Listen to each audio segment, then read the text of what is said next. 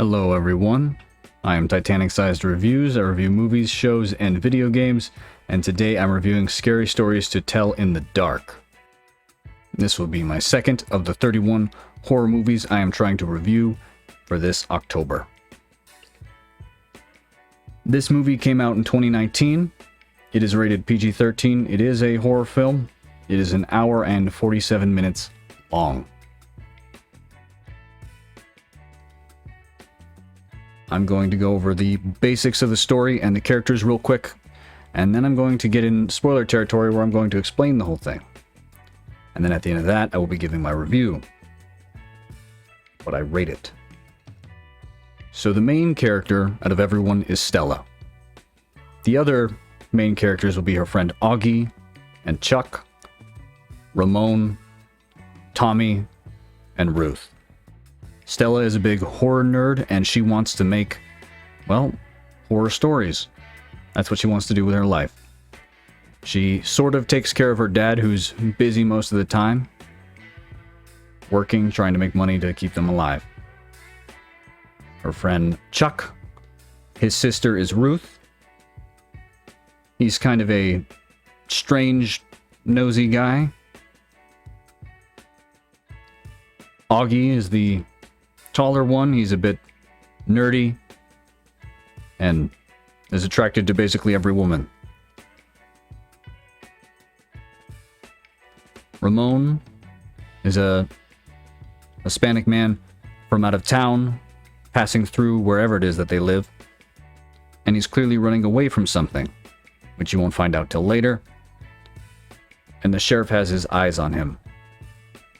You might think it's because of racism. Maybe it is, maybe it's not. Tommy is the jock of their school, and he's an asshole. He's not their friend. He's just there to bully them. And then there's Ruth, Chuck's sister, who's kind of vain and only cares about her looks, but still a nice person. Those are the main characters. And the basis of this story is that Stella and her friends, Chuck and Augie, come across Ramone when they're hiding from Tommy after they prank him for how much of a dick he is. Well, they meet Ramone, and Ramone helps them out, and then Stella mentions a haunted house, and Ramone goes with them.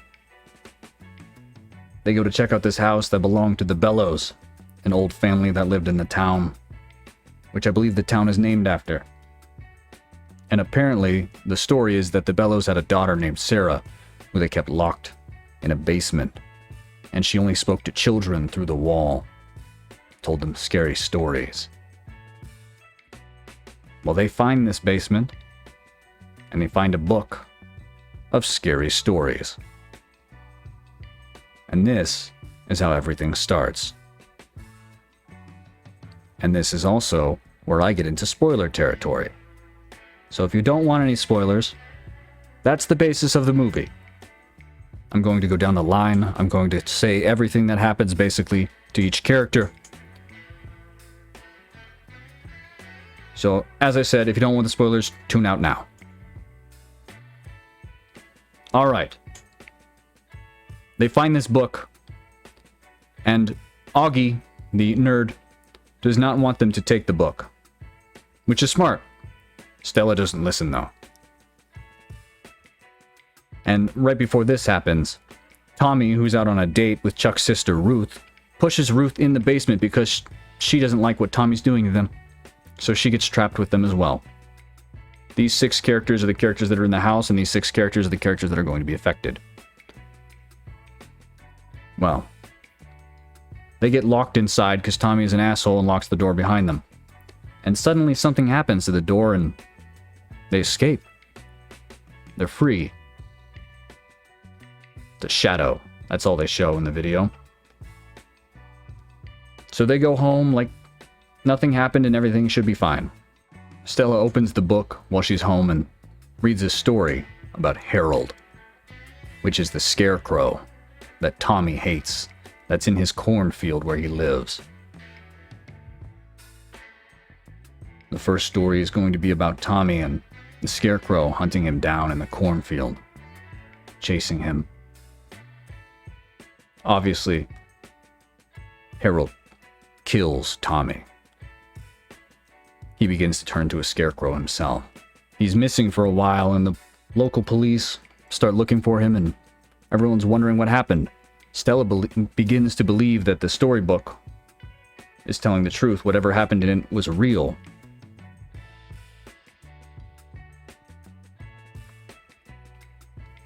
So a little bit later, she takes the book back to the house because she's afraid that she's the one who caused Tommy's death or disappearance. She's not entirely sure. She puts the book back on the shelf, goes back home. Ramone is staying with her for the time while he's getting his car fixed. And he starts to read the book, and she's surprised that it's there, because she got rid of it the day before. Or during that day. Whatever.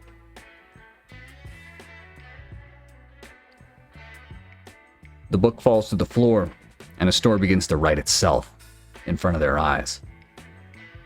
Stella sees that it's Augie who's next in the book. So she contacts Augie through the walkie-talkie, tries to warn him about the chili that he's eating.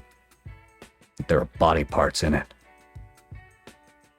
Eyeballs and fingers and toes, and that a corpse is looking for her toe, specifically. It's a horror story from Augie's past that his dad told him. Augie doesn't believe them at first, and then he begins to hear a voice, so he gets scared, turns out the lights, runs to his room, hides under his bed. Stella and Ramone rush over to try to get to his house, which is only a few blocks away. As Augie is hiding, and you see the corpse walking in the hallway. Suddenly, it's gone. He hears nothing. He creeps out from under the bed, looks over the top to see if it's standing up there, above him. He sees nothing again, and then he suddenly gets dragged under the bed to see the corpse above him, screaming. And then he gets dragged into the dark, leaving nothing but nail marks on the floor. Augie is gone. Stella and Ramone are too late. They get inside and they realize that the story is true, and that they should be afraid, and that they must do something, or soon enough, it will come for them. The next morning, they meet at the drive-in theater. Ruth and Chuck both show up. Stella and Ramone mention how Augie is gone, and that the book is real, and that they should be afraid. Ruth, of course, does not believe this, and leaves to get ready for her school play. So the others decide to go research what is going on. What happened to Sarah? Is there anything they can do to stop it? As they're researching this, they find out that there used to be a servant named Lulu who worked for the Bellows family, who's still alive. During this time, the book opens and another story is being written. It's about Ruth and the spider bite that she got inside the house before they managed to escape.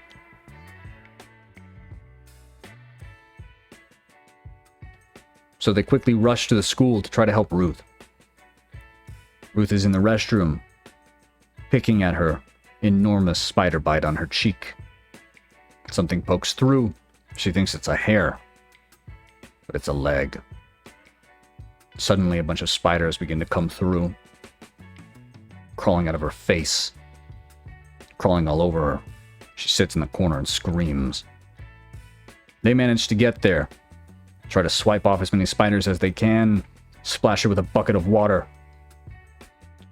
Ruth is no longer in her right mind, but she is alive.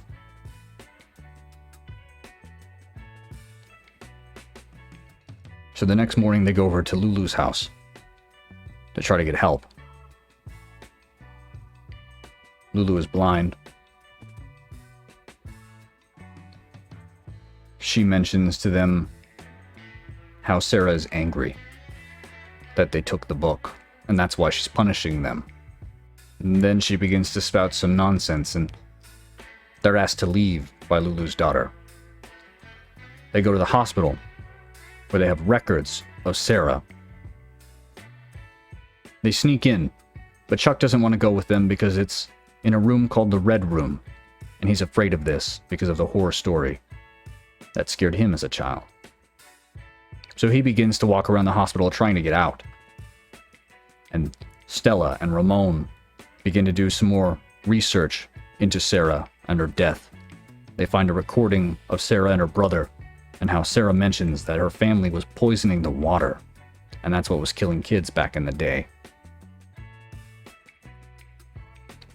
During this time, Chuck is being chased by orderlies. He manages to escape them, and then suddenly everything goes red in the halls. All of a sudden, a grotesque woman appears. Looks like a can of Pillsbury dough come to life, and is all of a sudden Asian for some reason. Starts to creep towards Chuck. He gets trapped, and he's all of a sudden surrounded by her. Multiple copies of her. And she hugs him, and he sinks into her body, and is gone. Stella and Ramone get to where he had disappeared and see his pen. They are saddened, and then they are captured by the orderlies, and then thrown in jail, where the sheriff is at, who calls out Ramone for dodging his draft to Vietnam.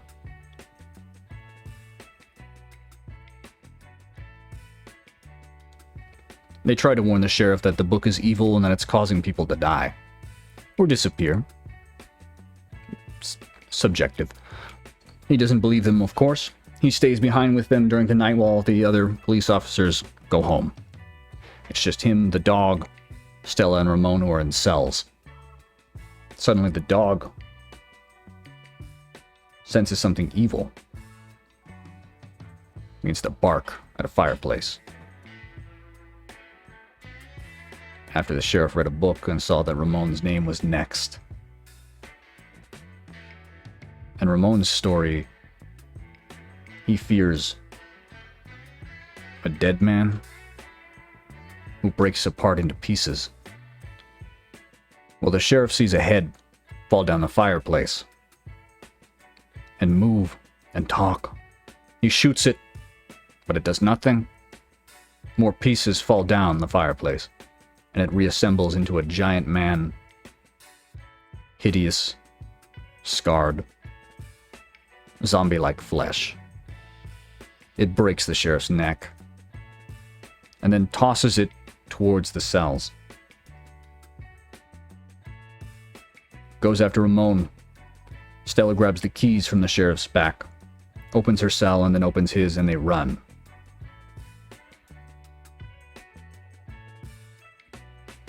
Ramone takes the police car and tells Stella to take the book back to the house. Try to appease Sarah to end this, while he deals with the broken man. Ramone manages to pin the broken man to a truck, and then he runs back towards the house where Stella is at. Stella is in the house trying to talk to Sarah, and then all of a sudden she's transported to the past. She's in the Bellows home, and there are people walking around, shouting, asking where Sarah is. Stella walks into a room while she's avoiding these people and sees in a mirror that she's Sarah. She begins to hide some more, and eventually she's captured. Ramone has reached the house, looking for her, being followed by the broken man. Stella gets thrown in the basement where Sarah was. In the dark, and she sees a figure of Sarah's corpse. A ghost. sometimes made of flesh, sometimes made of bone. Ramone is hiding under the table, holding the book, hiding from the broken man, just telling Stella, "Tell Sarah we know she was innocent." He begins to crawl out into the hallway, but the broken man was waiting for him, and it jumps on him. Sarah's ghost is approaching Stella. Stella apologizes for everything that's happened to her, knows it's not her fault, that her family were the evil ones. Sarah gives her a pen, tells her to write in her own blood, and she writes the story of Sarah down. Sarah and the broken man are gone. The problem is solved.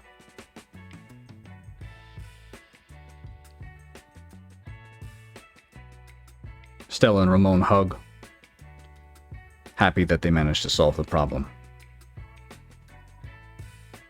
And then we go on to the next day.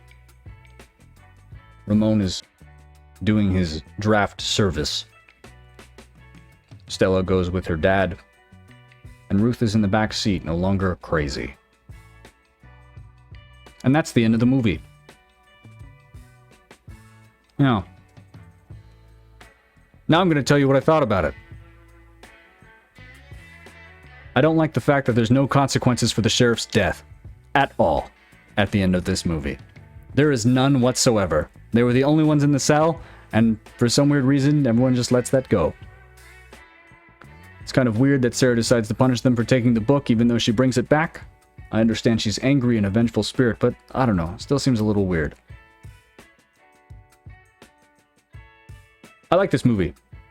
It's basically Goosebumps, but a bit more hardcore. Not really hardcore, but trying to be hardcore. It's PG-13 after all. All in all, I would give it a 7 out of 10. I like it. I think it's a mid-tier horror movie. Not really scary. Maybe the first time. This is the second time I've watched this movie.